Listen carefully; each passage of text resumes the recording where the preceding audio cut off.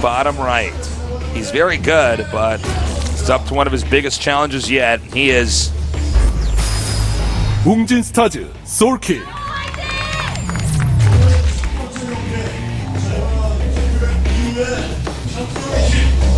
I like the keyboards, cool keys. Yeah. In the upper right, we've got our Terran player playing brilliantly today, as expected. He is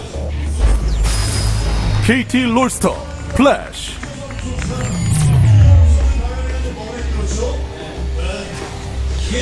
Ooh.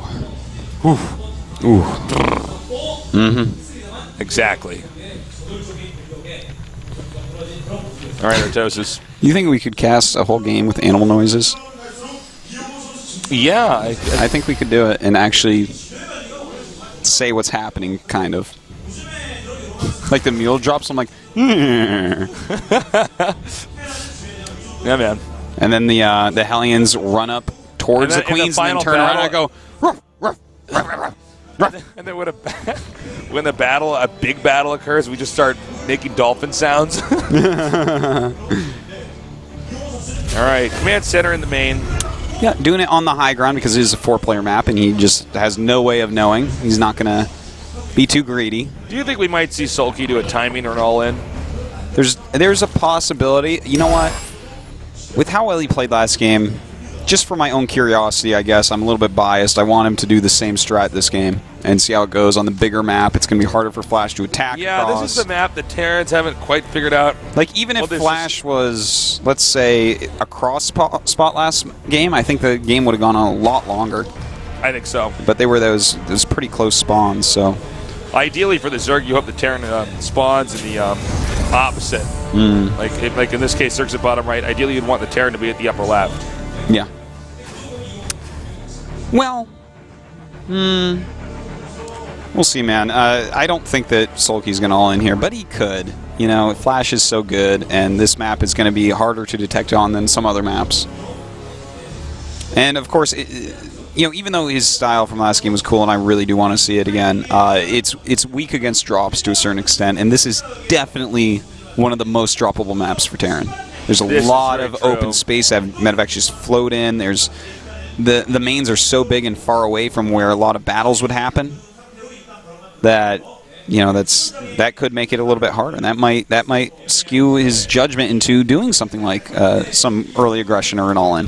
This looks like the Sydney Opera House. Yeah, it does. It does. Well, is that what it's called? Is it called the Sydney Opera House? I don't know. I don't know the actual name of it, even though we went there and saw it. Yeah. We had some nice cocktails underneath it, in fact. That's right.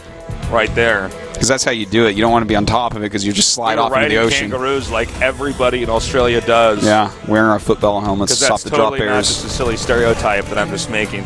Speaking of Australians tasteless. Yeah, let's talk about Australians. I feel like, because I watched an Australian tournament recently. Yeah. I really like those Australians. A lot of good players. But I feel somewhat inferior as a caster here not having a beard. Oh, yeah, I heard about that. Now, I mean, from what I hear, Australians can't even hear or see people that don't have beards when they're casting. They're beardy people down there. Yeah, and they good-looking beards too. Yeah, strong beards. Well, I've heard if you have a big beard in Australia, it helps you fight off the drop bears. They assume that you're. Well, you look like a drop bear, exactly. Yeah. And okay, that makes sense. Yeah, but I guess I look more like one of their poisonous snakes with very little facial hair, just like a poisonous snake has. I believe, Artosis, you look like an emu. Oh, that's true. I do. That's correct. I do.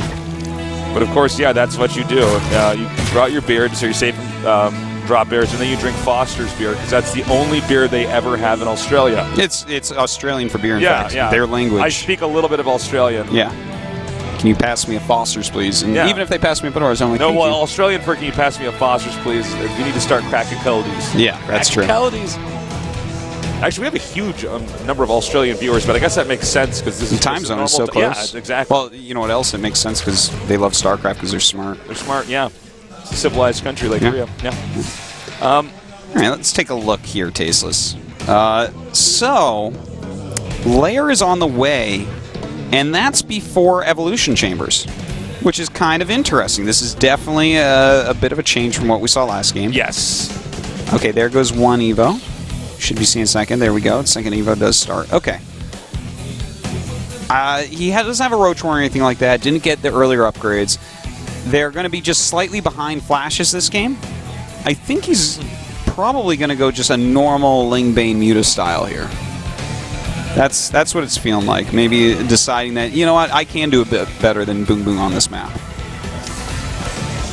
Now we're going to have Spinecrawler coming down over here. A little bit of defense there. Meanwhile, Terran's going to land that command center over here. Also note, Zerg being a good player, kept a Ling there, excuse me. Ideally, you want to put an Overlord there too, drop creep, then keep a Ling. Yeah, that's always nice. There. Yeah. Anything that's going to delay that expansion. Now, the Spire does start. He's going to have to get his Baneling Nest relatively soon. You do want to get that Baneling speed pretty quickly. But he does know that, you didn't have to, for instance, start it right when the layer finished, which sometimes you do need against certain aggressive players, but Flash playing such a heavy macro-based style, he knows basically when the attack is going to start. Yep. Oh, nice little snipe in there. He did not cancel that, did he? He actually lost that. I think he actually lost that. Yeah. So the Hellions going to continue to try to give him some sort of map control. Good creep spread so far here from Soulkey. It's going to be a little bit harder for Flash to push down this game than it was against Boom Boom. Well, it's a big map. It's a big map, too. How big? It seems like it's like big. Like I said, 3 bigs. Okay. That's how big. That's the measurement. Now, one thing I've noticed with the Widowmine pushing we see with the Marines, it seems to be much more effective on creep. Yeah, it's kind of. Excuse me. Then when we see Marines and Siege tanks. Oh, for sure. Yeah. I almost said something that didn't make any sense. That's not what I meant. Yeah, if you can get out there and just do that, get those Widowmines broed and control your Marines well, it's really tough for Zerg to regain that despite being on the creep. And I want to talk about that a bit more in a second, but what we just saw with that Zergling was so beautiful. He knew a Widowmine was there and tried to draw it into the SCVs with a single Zergling. Soulkey's so good.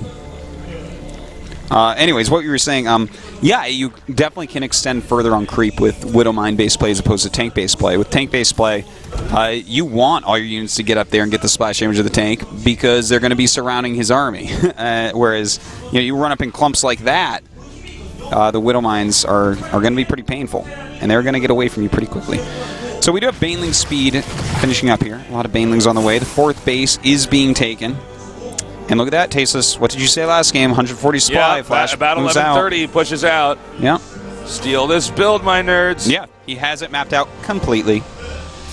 Okay, so look at this. Some counter aggression going on. He has Banelings here and Ling's running up, but this is a diversion because really the Mutas are going to the main base. Yeah, I was going to say, he's going to have to watch out for the Mutas coming up over here, but I think, in fact, neither of these are going to do much of anything. That is... One Muta even being taken out, and the second one almost dying. That's true. Neither really doing much at all. But he does have Baneling speed now. He's getting Burrow, which I absolutely love. That's going to allow him to possibly get some Baneling landmines off, which can always change the game around. A lot of Widowmines coming forward. Coming around. Oh! Well, that wasn't quite as good as he wanted, but a good effort there, reducing the Hellion count a bit. All right, kind of moving back and forth there, unsure if he should engage. Now, again, I got to just point in terms of, I'm always amazed at how little Flash can push with. Yeah. But Soulkey's doing a great job. He's detonating a lot on the Widowmines and moving forward, and he's actually starting to clean up. He's doing a really fantastic job. He actually beat that back. Yes, he certainly did, and his burrow's going to be finished. And I do believe, sir, that we are going to see some burrowed Banelings all over the place. And Flash is so aggressive with these. He doesn't scan as much as many Terrans do because he's dropping mules and macroing. Yeah. So, if he wasn't dropping mules and macroing, he wouldn't have these armies to push out over and over and over and over. Yeah. So, well, as soon as he sees a Baneling landmine go off one time, he will start that a bit more, and he does do it some still, of course. But this is definitely something that's going to be useful for Soulkey as he pushes him off areas where he's already cleared creep, and there's no reason to scan again. He's going to move out again over here. Oh, Stimmy! Getting that one Muta. He did shoot down the Widowmine, though. Right now he's taking out these Widowmines. By the way, key, by the way. Yeah. This is what Soulkey's doing right now. He's focusing on Zergling Muta as opposed to making more Banelings because it looks like he wants to go right into Infestors. I think he's pooling gas a little bit extra for that. because if he can get a couple fungals off, that would be amazing. Yeah. But instead, he just goes straight to Hive. So I guess it's actually going to be Ultras that he's going for. All right, stimming and running for it. This is the second time we've seen Flash beaten back. This time all the way back to his home. Yeah, and in fact, this reinforcement going to be completely cleaned up. And targets down that Widow Mine, very well done. Saves his mutas, attacks up into that bunker, but yeah, that was a little bit of an overextension. We do have more mutas and lings on the way. Still not focusing too heavily on banelings, really focusing more on, well, now some banelings are made, but really focusing on making even more mutas, and they are helping so much. He's about to have 20. All right, he's continuing to pull down now, bottom center. Some more banelings coming in here. Again, Flash's macro, despite being denied twice in these attacks, he's now up 10 supply over his opponent. I don't know how he does it, man. It's insane. But he is going towards that fourth base, which is so far away. This is very unconventional for a Terran to push at the bottom left. But I don't even know where he's... Okay, now he's regrouping. Well, it looks like he should be able to get this base.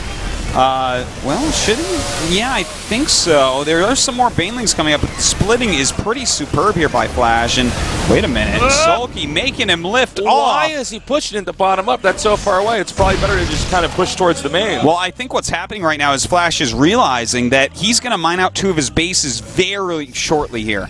And that means that Soulkey will be on 4 bases. He needs to get Soulkey down to 3 bases. Okay, let's see if it works.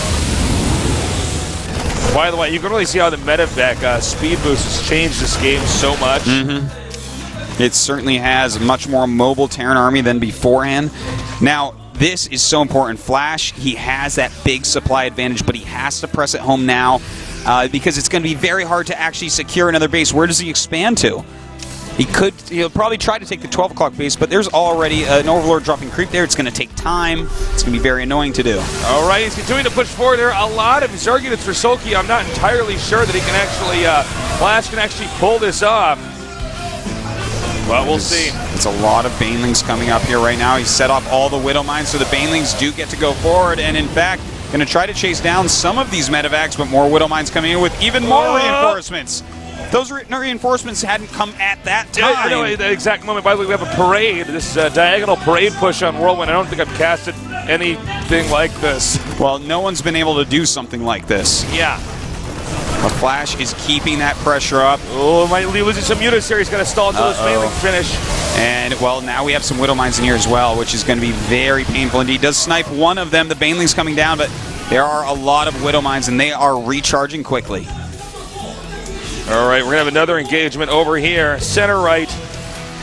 Well, looks like both players choosing not to at that moment. He is using the broad banelings now, by the way. Yeah, starting to put some of those down. We'll see if those come to fruition. Some really good mine connections now, look there. at the supply here. Despite Zerg beating it back, Flash is nearly maxed out again. Zerg is about 140. Oh, taking a lot of damage to those mutas that time. I don't know how much longer he's going to be able to hold on to this 4th base, and again, that is pretty crucial. He does not want to go down to 3 bases right now. Oh, that was going to be big no matter what. He does manage to get those Widow Mines, but he is starting to hemorrhage units here. He's down to 115. He took out the 4th. It succeeded.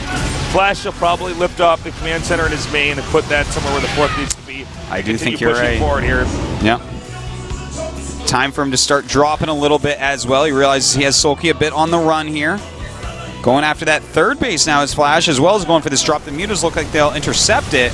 That little army, though, does have to be dealt with. All right, Lings are gathering up here. He backs up a little bit. And I don't know. I think he just might actually crush out the Zerg. Look at the supplies here, too. Getting lower and lower. Terran virtually maxed out to 114 now. But, you know what? There are some good moves still going on here by Soulkey. Like, he just stopped that drop and stomped all the units there. There's a lot of hurt medevacs out there. If he gets one good engagement on that, a lot of Flash's supply will disappear. And now we have, well, it looks like, yeah, that 4th. I thought he was going to take a 4th to the left, but I guess he's going to take the 4th that's over here. I think at this point he has to take whatever he can get. Yeah, like now. Yeah, these medevacs, by the way, getting very low on energy, so the stims are going to be a little bit more costly each time. He's got to save this base, though. If he loses that, the game is over. Yeah, that's it. Nice using the Marauders there to tank that damage for the banelings, but ouch. Muta's still Soulkey. coming here to try to save the day. The macro hatch is now gone. And he's going to fly up. He has a lot of That's mutas. a lot of Medivacs, man. Oh, Boom. very powerful Whittle Mine hit. An Ultralisk is on the way, Tasteless. Can this Ultralisk turn the tides? We're going to find out. I don't know. I think this might just end. I can't believe how good Flash is at macro. He just keeps making some. Okay. Oh, this is Flash's MO, man. I mean, this is what he does. Looks like that third base is going to be going down. Now, he is sending drones over here, so he still technically has a third. That's important. Notice that Overlord did slow that way down, as we see. It's going to take him quite a while to actually take that base. Muta's starting to fly across the map. May try to mess things up, but there's way too many units coming in. Oh. Almost. Muta's now headed up towards the top center. Yeah, Flash going up to try to help out a bit. And looks like the CC is going to be taken out. That's okay, though. though. No, it won't be. Excuse me. Flash he does have his fourth base up now. So that's a big issue because right now Soulkey, he's sitting on his third. Flash almost not mining anywhere except for this new base as well. Well, he might deny this base location, but that doesn't really matter that much. It's pretty barren at this point in time. Not too many minerals in there. But any kill right now is a nice kill for Soulkey. And any damage he takes on these mutas, as long as he doesn't lose them, he's going to heal very quickly. So this game is like slowing down a little bit, but look, Flash is still maxed out, and he's actually starting to bank a little bit as well, and even getting building armor right now. Flash is like an overclocked human. Yeah, he is. You know? He actually is. That's true. It's very well said.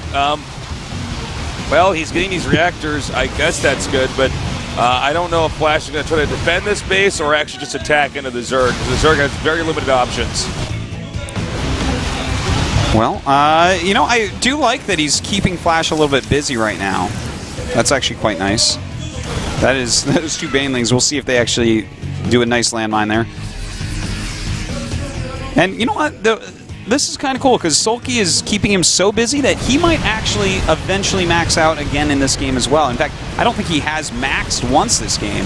Well, Soulkey is definitely doing a good job of keeping what I would say is probably the inevitable here is Flash is going to kill him. But at the same time, I mean, we have to take into consideration the fact that, yeah, I mean, if he holds him up long enough and gets maxed out, then maybe he can overcome Flash's army and the tables will turn. Yeah, you get one super good engagement. He has some Infestors and Ultras, so it can happen.